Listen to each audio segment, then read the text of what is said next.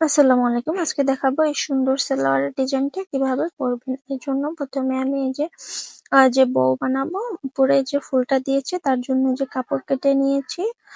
আমি পাশে নিয়েছি এই যে 3.5 ইঞ্চি পরিমাণ এবং লম্বায় নিয়েছি 5 ইঞ্চি। এখন এই যে লম্বা লম্বা করে ভাঁজ দিয়ে আমি সেলাই করে নিব।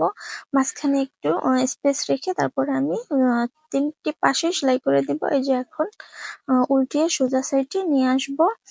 কোনাগুলো খুব ভালোভাবে নিয়ে এসে উল্টিয়েছি। এখন এই যে মাঝখানে দাগ দিয়ে আমি মাঝখান বরাবর ধরে এরকম সেলাই দিয়ে নিব। এরকম আরো সেলাই সংক্রান্ত সকল ধরনের ভিডিও পেতে আমার পেজটি ফলো দিয়ে রাখবেন। ইউটিউব থেকে দেখলে চ্যানেলটি সাবস্ক্রাইব করে দিবেন।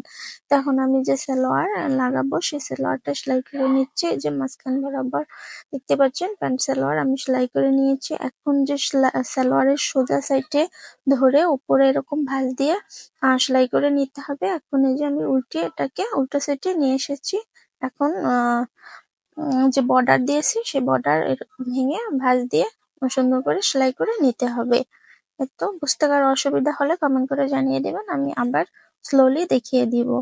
তো হয়ে গেছে, এখন আমি এটার উপরে বউটা বসিয়ে দিব। হয়ে গেছে সুন্দর একটি সালোয়ারের ডিজাইন। কেমন হয়েছে কমেন্ট করে জানিয়ে দিবেন। ভালো লাগলে একটি লাইক দিয়ে দিবেন আর শেয়ার করে পাশে থাকবেন। ধন্যবাদ সবাইকে। আল্লাহ হাফেজ।